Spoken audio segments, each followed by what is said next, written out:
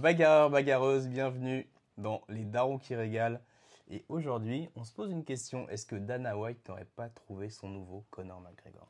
Et ouais, salut Juji. Est-ce que tu parlerais d'un certain Chimaev? Ouais, je sais pas comment tu le prononces, Kamzat.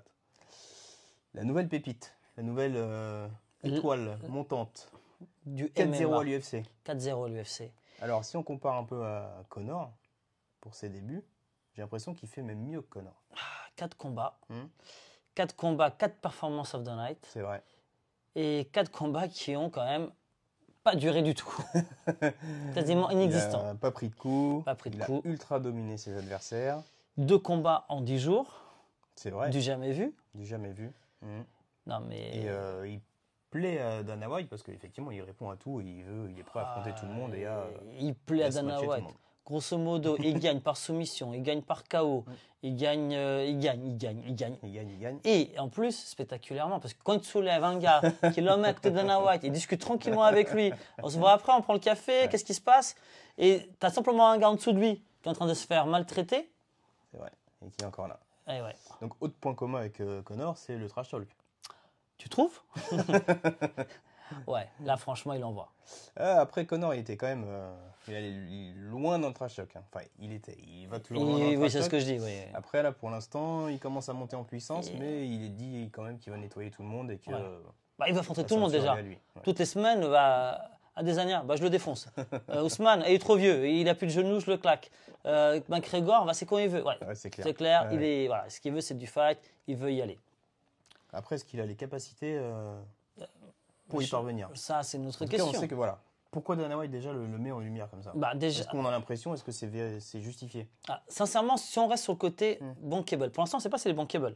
C'est vrai qu'on n'a pas eu encore les. Enfin, il n'a pas fait de gros événements. Il n'a pas encore fait. Voilà. Donc, les fameux pay-per-view, pour l'instant, on va le savoir très bientôt. Après, je suppose qu'il y a des petits sondages et c'est ce qu'il fait. Voilà. Il y a forcément un petit sondage pour savoir est-ce que le public serait prêt à le voir combattre ou pas. Sur les réseaux sociaux, il est de plus en plus suivi. Et puis quand tu vois la cote contre Burns, par exemple, c'est impressionnant, quoi. Il est ultra favori. Tu as un Burns qui a combattu contre Ousmane, qui est le numéro 2 de la catégorie, si je ne me trompe pas. C'est ça. Tu as quelqu'un qui a, il n'a pas affronté un top 10 et le gars, il est au-dessus. Donc il est quand même mis en avant par Dana White. Il est mis en avant par Dana White. Je pense même qu'il lui a déroulé le tapis rouge, tu vois, pour être sûr d'aller jusqu'à Ousmane. Il nettoie le siège, le trône. Ouais, il y a même un de mes potes, ici à ma droite, qui m'a dit, c'est son homme à main, son homme de main, pardon, parce que son homme à main c'est autre chose, c'est son homme de main, il nettoie la catégorie. Il a envoyé nettoyer la catégorie, je pense. Ouais. Donc après, oui, effectivement, athlétiquement parlant, enfin sportivement parlant, est-ce que c'est justifié qu'ils le mettent autant en avant?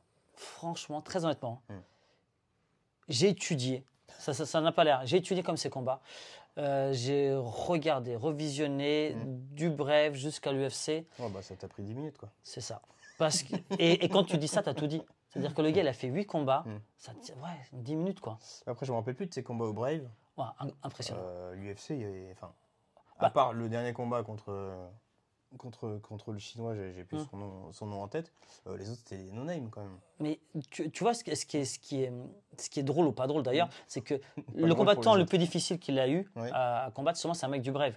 Tu vois, c'est même pas un mec de l'UFC. C'est lui-même qui le dit. C'est lui-même qui le dit. Et d'ailleurs, il a tenu un round entier, tu vois. Et derrière, il a quand même pris un coup. C'est que, oui, il est impressionnant, Chimaev. Clairement, il est impressionnant.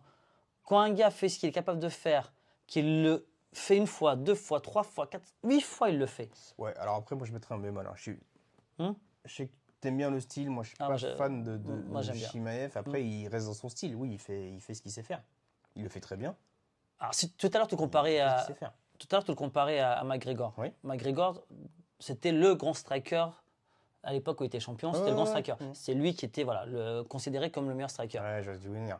Le style qui dominait, c'était le strike à l'époque, le striking. Donc, point-pied. Aujourd'hui, qu'est-ce qui domine? La lutte. Qui est le meilleur lutteur, soi-disant? Approuvé. Il y en a qui disent. Il y en a qui disent. Il y en a deux. En tout cas, certains estiment que c'est Chimaev. D'accord. Ouais. Il y en a d'autres qui diront autre chose, mais voilà. Ouais, non, pour la catégorie, effectivement, oui, ça peut être un très bon argument. Oui. Donc, est-ce qu'on n'a pas justement le combattant moderne d'aujourd'hui, parce que tous les lutteurs qu'on voit arriver des pays de l'Est. Ouais, mais après, il est plus monodiscipline. Est-ce qu'il sait quand même striker? C'est un boxeur. Par contre, il n'y a pas de jambes. D'accord. pour l'avoir vu, alors vous ne l'avez pas vu voilà, à l'UFC, pour l'avoir vu envoyer quelques jambes au Brave, ouais, ça se trouve, il s'est amélioré depuis, hein, attention. Oui, voilà, ça après, date. le Brave, c'est combien de temps? C'est au moins 3 ans. Exactement, ouais, ça date, ça commence à dater, etc. Depuis s'est entraîné. Mais ouais, il boxe, d'ailleurs, il a mis des KO. Oui, parce que, attends, il s'entraîne, il a quand même Gustafsson, il s'entraîne en Suède dans un très très bon gym. Alors,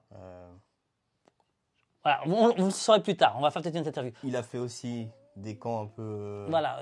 Tu veux pas le révéler? Si, il a des infos. Voilà, il donne tes infos. Tes infos. On a des potes qui étaient avec lui dans le même camp. Et ouais, il nettoie tout le monde. Justement, en Suède, c'est ce fameux combattant que tu viens de citer. En Thaïlande aussi. En Thaïlande aussi. D'accord, je crois que tu parlais. Non, je parlais d'abord de la Suède. Et c'est pas n'importe qui. Il a Gustafsson, c'est ça, excuse-moi. Bah, il l'a maîtrisé. Ah, après, moi, j'ai joué une faille dans son jeu. Hein. Il traîne trop avec Darren Till, peut-être, en ce moment. Ah. Peut-être bien, ouais. Mais vas-y, explique-nous pourquoi, vas-y. Pourquoi il traîne trop avec lui? Ah non, mais après, ils s'entraînent beaucoup ensemble, effectivement. Mais après, c'est un très très bon sparring, Darren Till, malgré ce qu'on en pense. Ouais. Et donc, du coup, effectivement, ça peut le faire progresser aussi dans des domaines hors lutte qu'il maîtrise très bien. Voilà, on sait que voilà, je rigolais tout à l'heure. Oui, bien sûr. C'est un très très bon, un excellent lutteur, effectivement, classe mondiale. Effectivement, Till peut lui apporter ce côté striking, boxe anglaise. Quoi. Ouais. Et d'ailleurs, ça cogne dur. N'oubliez pas, ce mec-là, il cogne dur. Après, tu vois, Après, la catégorie, elle cogne dur. Hein. Elle cogne dur, mais alors pour moi, il a quelque chose en plus que les autres n'ont pas dans la catégorie. Pour moi, voilà, c'est ça. Il a deux choses. Non, mais c'est exactement ça. Ouais. Tu m'as vu venir. Je t'ai vu venir. Pour moi, il a deux choses que les autres n'ont pas forcément. Une qui est forcément, voilà, c'est athlétique, on ne peut rien y faire, il est plus grand que les autres. Ouais. Donc il a cette allonge. C'est-à-dire que le boxer, ça va être très compliqué. C'est un très bon lutteur, donc aller le chercher aussi en bas, ça va être très compliqué parce qu'il a cette allonge-là. Et lui, c'est lui le plus fort en lutte, pour moi. Ensuite, il a quelque chose aussi que les autres peut-être n'ont pas. Parce que moi, je ne le vois pas chez les autres. Il s'appelle le loup, hein, c'est Wolf, c'est son surnom, je ne me trompe pas. Ok. Ça se voit. Franchement, c'est un prédateur, c'est un mâle alpha. Et pour le coup, lui, ça l'est vraiment. Ouais, c'est un prédateur parce qu'il est à 4-0 et qu'il est en pleine. Non, il a autre chose. Quoi. Non, il y a autre chose chez lui. Il y a quelque chose vraiment de bestial. Non, il y a quelque chose de bestial. Il me rappelle Khabib par moment, tu vois. Vraiment, il a ce côté, tu vois, j'ai envie de faire mal. Il rentre dans la cage et il veut te manger. Quoi. Il veut que le combat ne dure pas. Tu vois, il a vraiment ce côté, je vais te réduire. Tu vois, je ne vais pas attendre la décision. Je vais te choper avant, peu importe. Soumission, je t'étrangle, je te mets un KO. Voilà, il a ce côté-là. Donc tu dis justifier que Dana White mise tout sur lui, le mette en avant comme ça. Moi, je dis j'attends de voir quand même. Moi, des échéances à passer. Mais il va les passer. Moi, je pense. T'es confiant. Quoi. Moi, je pense que Ousmane. Il commence à transpirer. Ça va être dur pour lui. Sincèrement. Voilà. Parce qu'en plus, dans la catégorie, ce qui est marrant, c'est qu'il y a des lutteurs aussi. Et si on prend par exemple le cas de Covington, c'est pas la même lutte. Quoi. Pas du tout. Une opposition de style niveau lutte. Je pense qu'il y aura pas. C'est intéressante. Je pense qu'il n'y aura pas de combat. Il y aura pas combat. Je pense que Covington. Il fait pas le poids. Il fait pas le poids. Waouh. Il fait pas le poids. Notez, je l'assume. Moi, je vous annonce même, et tu es très bien. Moi, je l'ai toujours dit. Toujours dit depuis un certain temps. Chimaev, Ousmane, et si Chimaev, je dis bien si, il gagne le combat contre Ousmane, il remporte le titre, derrière, il demandera Adesanya. Ah ouais, d'accord, double champ quoi. Et donc là, on est sur la lignée McGregor. D'accord. Encore une fois, hein, et je pense que Dana White, c'est moi, je l'ai vu. Forcément, Dana White l'a vu. C'est évident. Non, mais il ne faut pas oublier une chose, c'est que l'UFC, c'est une entreprise, ils ont besoin d'avoir des stars, une starification. Ils ont besoin d'avoir. Voilà, exactement. Pour l'instant, en plus, il a son palmarès vierge, on va dire, entre guillemets. Il est sur un 4-0. Et qu'est-ce qui manque aujourd'hui à l'UFC? Non, sérieusement, tu vois, aujourd'hui, tu as le Bellator qui commence à grimper. Tu as d'autres organisations qui grimpent. Bien sûr, c'est des images fortes, des sportifs forts qui représentent il y en a pas. L'organisation. Sincèrement, il n'y en a plus aujourd'hui. L'UFC, franchement, je m'endors quasiment parfois. Il n'y a vraiment plus, tu vois, ce côté-là. Aujourd'hui, on a besoin d'avoir ou un nouveau duel, tu vois, quelque chose, tu vois. Oui, c'est ça, une grosse rivalité. Une grosse rivalité. Ou alors, John Jones, c'est pour ça qu'il a besoin de revenir aussi, tu vois. Ça nous manque.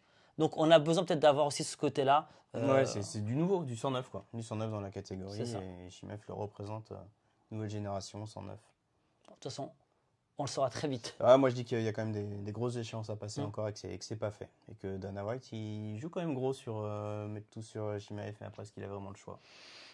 Et c'est pour ça que ça se passe à Vegas. Hein. Souvent, c'est qu'il faut jouer gros pour gagner gros. Bah, réponse très prochainement alors, hein, on va dire. Hein. Donc suivez-nous, suivez ça et puis on verra bien, on fera d'autres vidéos sur... Le mea culpa pour l'un de nous deux en tout cas. Allez, merci. Lâchez des commentaires. Dites-nous ce que vous en pensez, vous, en commentaire. Et à bientôt sur La Bagarre et les darons qui régalent. Abonnez-vous. Ciao, ciao. Ciao.